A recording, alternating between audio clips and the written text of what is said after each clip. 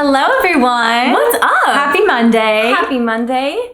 Something about this feels weird, doesn't it? Yeah, wait, I don't know. Something's wrong. Ew, I feel weird. Ew, yeah, me too. Oh my god. Ew, imagine if we did that the whole time. Gross. That would be so f***ed up. Cute. Chapter 24. Ambush. Carlisle, Edward, and Emmett are in the Jeep, and they're trying to make an escape, and the tracker is following them. The tracker chose to run behind us, unwilling to guess at our route. Seems logical. Yeah, he doesn't know where they're going. He's like, I should probably just follow them? Wow, he's the best tracker around. I've never seen anything like him in my 300 years. Wow. Absolutely lethal. Every now and then, I would catch the edge of his thoughts, but never more than a few words, or a view of the Jeep. He followed on higher ground in the mountains, unconcerned when it took him miles from the road. He could still see us. It's okay. I whispered instructions to Carlisle, and he typed messages to Alice's phone. It probably wasn't necessary, but it made me feel better. Bella needs to eat at least 3 times every 24-hour period, and hydration is important. She should have water on hand, ideally 8 hours of sleep. Because Bella's a Tamagotchi? Yeah, and also, I guess none of them have been humans before, have been pretending to be humans for decades. Yeah, no. Apparently, they need reminders of how to keep one alive. Yeah. Overprotective, but we knew that. Overprotective. And I hesitated. Tell Alice not to talk about our conversation before in the Jeep. If Bella has questions, deflect them. Tell her I'm very serious about this. Wow, Edward Cullen being very serious? I'm shocked. And honestly, that. Like, knowledge is power. She wants to know. She wants to know. It's gonna come up, Edward, but we can keep avoiding it. Healthy. I'm just really sick of old white men telling women what to do with their bodies.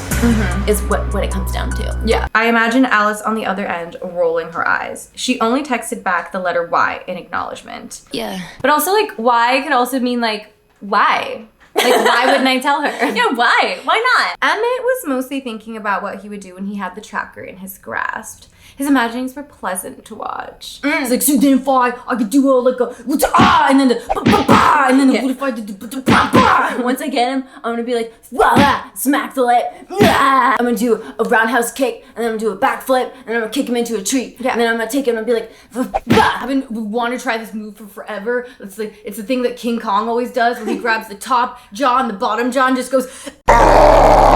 Kong versus Godzilla. What about Kong v Godzilla v me? Kong v Godzilla v Emmett. So strong. The beefcake. The big man. The big man. They stopped to refill the Jeep. They dropped to refill the Jeep. Yeah. Get a big jug of Gasoline. Bella Gasolina. Gasolina. We had to refuel. I used one of the large gas cans, the large gas cans that Emmett had loaded into the jack seat. In my pocket, Bella's socks would leave the faintest trace of her scent in the air. If Bella's socks are anything like my socks, there would be more than a faint scent. Fun fact, I have stinky feet.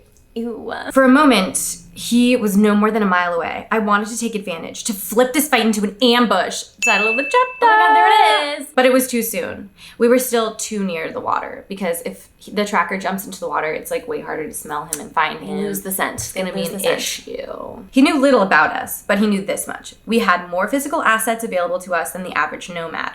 Also, we were many. That's kind of the same thing twice, Edward.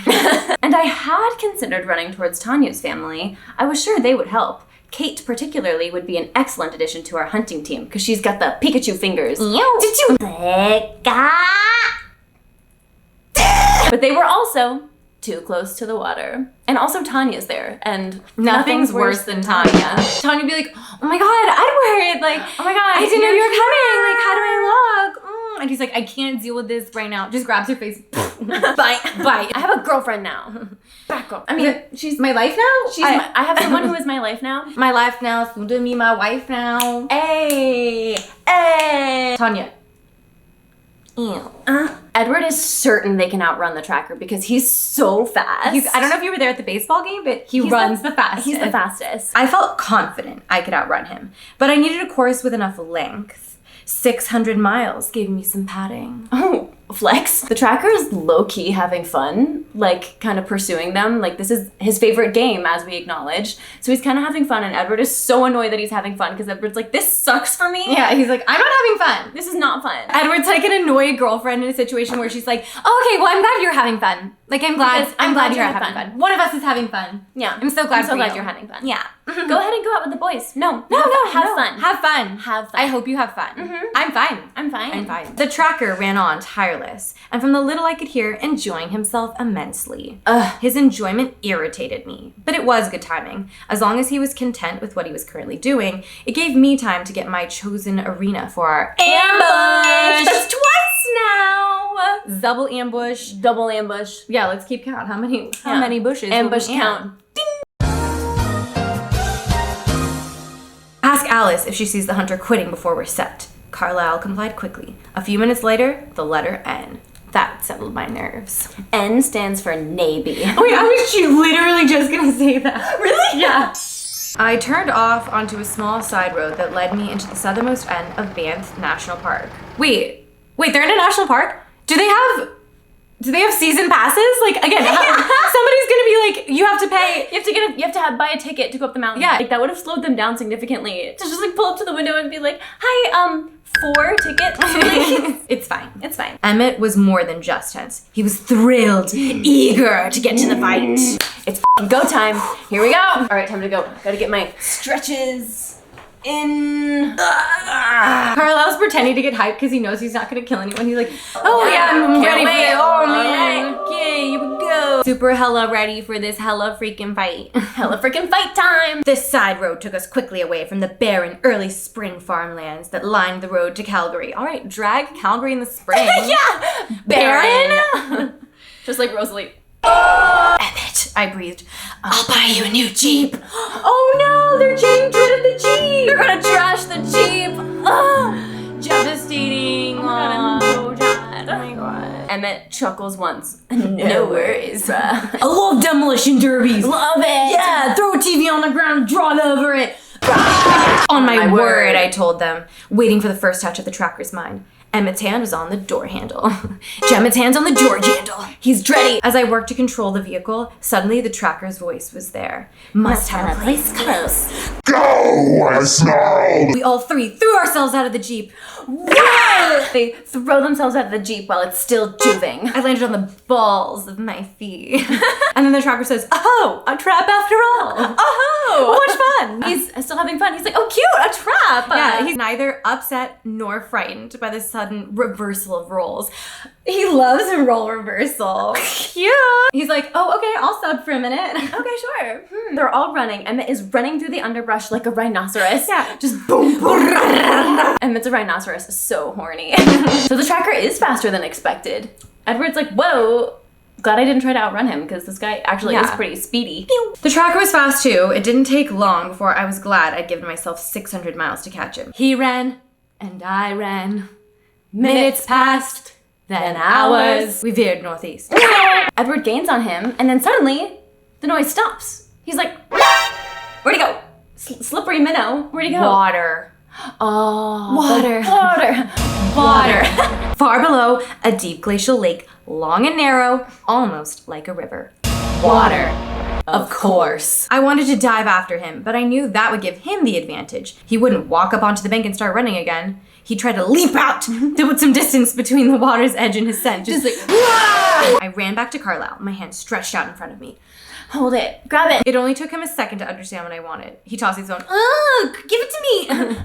I turned again and ran with them, texting Alice. Tell me which one of us finds the trail. Emmett, I breathed almost silently. You decide to take the south bank from this point and then follow it around the east. Carlisle, decide to run the north along this bank. I'll take the far side. This is a very cool approach because they're able to text Alice after they make a decision over like who's going to take which area to search for the tracker, and then Alice can tell them which one is correct based on those decisions and see who finds him first. I'm like, have they done this before? I think it's super clever. Like, they're working as a team beautifully Great here. strat. She's like, Emmett finds him first. Southern tip. They dive into the water. Edward's straight as a knife. Don't even think he's gay. Not even like a little bite. No, not even a little. He's straight as a knife. Straight as a knife. Sure enough, only a few yards farther, I caught the hint of the tracker's scent. It was above us. He leapt into the branches. He's Tarzaning. Oh my God, we're gonna hop the trees. Edward scales a tree and finds his trail leading off through the branches of the surrounding trees. And then it was the chase again. Bah, bah, bah, bah. But as the endless night wore on, he changed directions a dozen times, and he kept finding ways to build his lead to slow us. Once it was a wide cliff. We each decided the directions we would search at the base, but Alice just kept texting, Batman! Her view of the tracker was so limited. She could only see how we reacted to his trail. Oh my God, this is exhausting. Another time, he found a river. Again, we exhaustively imagined the routes we'd go searching. It was maddening. Yeah, this is, oh my God, another river? We ran and swam and swung through the forest as fast as we were able, but he just toyed with us, constantly building his lead. 1,000 miles between Bella and me kept me always anxious. I could fall into the sky. Do you think time would pass me by? 'Cause you know I'd walk 1,000 miles if I could just see you tonight. This plan, leading him away, was turning out to be no more than a minor delay in his real search. But what else could we do? We had to keep chasing after him and hope we could somehow catch him out. This was supposed to be our big chance to stop him without endangering Della. We were doing a pathetic job. He confused the trail again in another miles-long glacier lake. Another lake? So much water! Why did they pick a national park to do this? Yeah. Knowing that water was like their main thing? Yeah, true. He was like, we can't go anywhere with water. Let's go to Banff National Park. Glacial lakes everywhere. Corner. There were dozens just like this, all raking north to south through the Canadian valleys as if a giant hand had gouged its fingers to the center of the continent. The tracker took advantage of them often, and each time we had to imagine and decide, then wait for Alice's C or M or E, Ed, a Y or an N. We got fast at the mental part, but every pause put him farther ahead. Yeah, literally, why did they pick this park? I was certain he was heading for the ocean and a clean getaway. Honestly, he didn't need any more stratagems. Stratagams.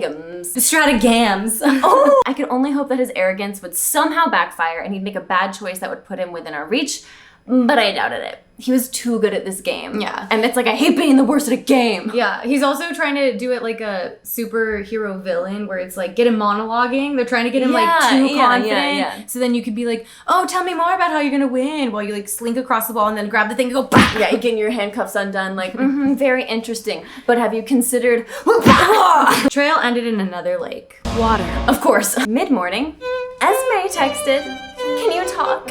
No, Esme. No! Hey babe, can you talk? Are you busy? I just miss you. I just want to talk. Carlisle says, is there any chance that he'll hear me? Meaning like, can I answer the phone? Like, will the tracker? No. And Edward says, if only. He's so far away. Carlisle called Esme and they spoke while they ran. She had no real news. She was mostly just worried about us. Oh my God, Esme! She's like, hi.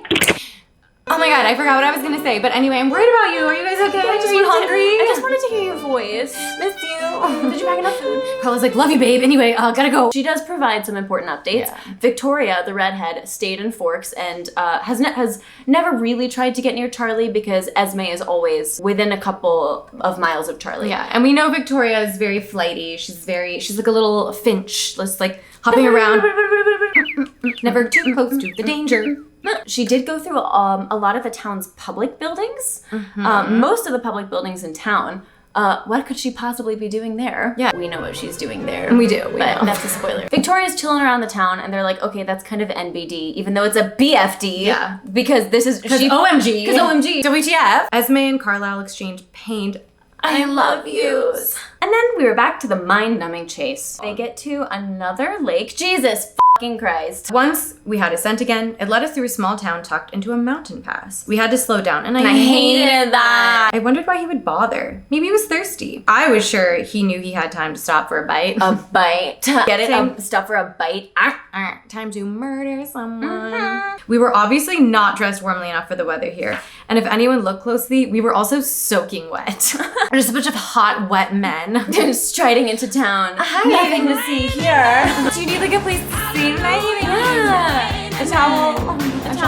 We made it to the outskirts of town. What's that one? We take it on the outskirts of town. And I said, Romeo, save me. I've been feeling so alone. I keep waiting for you, but you never come. Is this in my head? I don't know what to think. He not to the ground and pull out a radiator. We made it to the outskirts of town without discovering any fresh corpses, so he must not have been looking to quench his thirst. Okay, good. Okay, then why is he in town?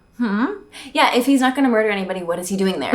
We followed his trail to a large, rough shed in the middle of an open field, thick with thorny brambles that were still winter bare. The scent led into the shed and was more set into the ground here, as if he'd lingered for a moment. I could only think of one reason, and I searched for the scent of blood. Nothing. No blood here. He didn't eat anybody. All I could smell was exhaust. Jocelyn! Jocelyn! No! With a low oath. I darted out of the shed and vaulted over the tall brambles. Woo! There, on the other side, was a long line of flattened dirt, rolled as smooth as possible, about 200 feet wide, stretching at least a mile to the west. It was a private airstrip. I cursed again. I've been too focused on the water escape. There was an air escape too! Okay, Avatar Aang. Yeah. Water, earth, fire, air! How could I have forgotten? OMG, he took a plane. The plane would be tiny and slow, not much faster than a car, no more than 140 miles an hour if it was in good condition. But he could go in any direction at all. And we had no way to follow. Damn it, none of our special powers is flying. God. He looks at Carlisle, and Carlisle's eyes are just as disappointed and hopeless as mine. And Carlisle's like, aww, I really wanted to kill him. Oh, bummer. Oh, me. Rats. I really wanted to murder Shoot. someone today. Rats. Dang it. Carlisle thinks, will he go back to Forks to try to pick up her scent? And Edward says, it would make sense, but it seems a little obvious. Not quite his style. Because only they can think of a plan as diabolical as saying you're going somewhere and making them think you're not actually going somewhere, but then you go there. I sighed. Should I? I nodded. Make the call. To Alice. Yeah, if that wasn't clear, like make the call to Alice. Yeah, to Alice. Yeah, okay, safe page. Don't call Esme again. No, She'll no, just no, ramble. no. He pressed the redial button. It only rang once. Alice? Carlisle. I heard her breathe. We lost him about 170 miles north of Vancouver. He took a small plane. We have no idea where he's headed. I just saw him, she said urgently. She saw him! She got a vision! And also, totally unsurprised by our failure. He's headed to a room somewhere. No clues to the location. But it was unusual. Mirrors covering the walls. A gold band around the middle of the room. Like a chair rail. Mostly empty, but for one corner with an old AV setup. There was another room too, a dark room, but all I could see was that he was watching VHS tapes. I have no idea what that means, but whatever made him get in that plane, it was leading him to those rooms. A room covered in mirrors with like a gold bar around it and like a music station in the side. What could it be? What could this possibly be? Come on! Come on, guys! Come on! I mean, I get it, like, bar 3 hadn't been invented yet. It's not a popular, like, go-to workout. I guess no one was doing Pure Barre in 2005. Yeah. Still. But, like, the idiocy. Guys, everyone knows on. what a dance room looks like. Have they seen Center Stage? Oh my god. Alice is described as moving like a dancer in Twilight. Like, you're telling me Alice never took a ballet class? They never watched Step Up. What year did that one come out? What year did Step Up come out? 2006. All right, well, I guess they have. They're off the hook. I guess they're off the hook. The good news is that Alice is seeing James move independently of them now. So, like, they have that advantage now. Yeah, she got used to, like, seeing him and his future so she can, like, find him on his own. We're close. We're getting Helpful. closer. I held my hand out for the phone, and Carlisle handed it over. Edward's always just like, Yeah, give it. Can I speak to Bella, please? Yes. She turned her head away from the receiver. Bella! It's for you! I could hear Bella's feet thudding as she ran awkwardly across the room. Bell's so clumsy. So clumsy. She can't even. Hello? She asked breathlessly. Bella! Relief saturated my voice. Oh, Edward, she sighed. I was so worried. Bella, I told you not to worry about anything but yourself. Where are you? We're outside of Vancouver. Bella, I'm sorry. We lost him. I didn't want to tell her how he toyed with us. It would make her nervous that he'd gotten the upper hand so easily. It made me nervous. You don't have to worry, though, I assured her, though she didn't sound worried. He won't find anything to lead him to you. You just have to stay here and wait till we find him again. I'll be fine. Is Esme with Charlie? Yes, the female has been in town. All right, incel. Yeah, okay, come on. She's digging Bella, but there's nothing to find. Yeah, there's no record of Bella anywhere in Forks. Yeah, there's definitely not record of her, previous addresses in Phoenix or anything. Definitely not. And you're sure Charlie's safe? She demanded. Oh, and you're sure Charlie's safe?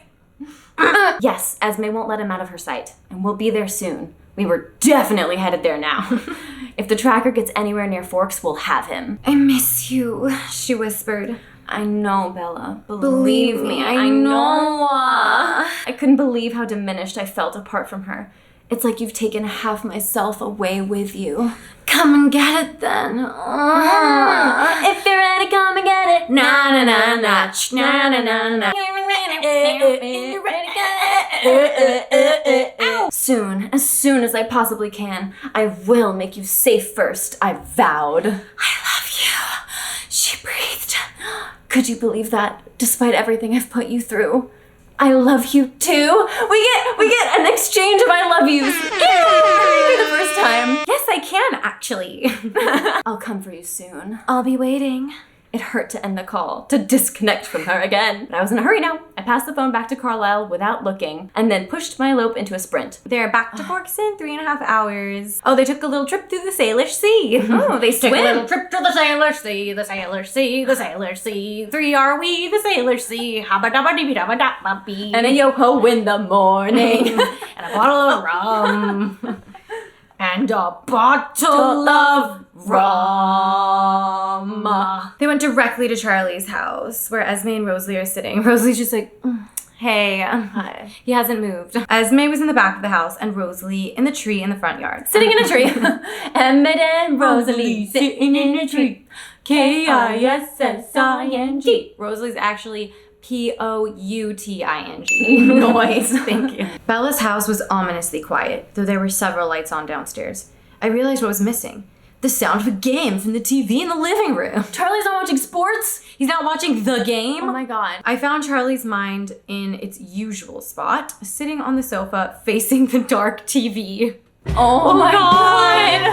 Charlie! Oh, just like spiraling. His thoughts were totally silent, as though he had gone numb. I winced, glad Bella didn't have to see this. It only took a few seconds of discussion and then we scattered. Carlisle stayed with Esme, and I felt much better that he was there with her to keep her focused. Emmett and Rosalie did a sweep through the center of town and then searched the area around the airstrip, looking for an abandoned prop plane. I ran east, following the Redhead's trail. I wouldn't mind cornering her, but her scent only led into the Puget Sound. If the tracker wasn't coming back to Forks, which seemed evident at this point, and the Redhead had gone to meet him, then we would have to regroup and come up with a new plan. I hope someone else had an idea because my head was blank. God, this is really foreshadowing how bad Edward is at tracking Victoria and New Moon. Word. It was nearly 2:30 in the morning when my phone buzzed quietly. Booty call! Alice's voice erupted from the phone, trilling with speed.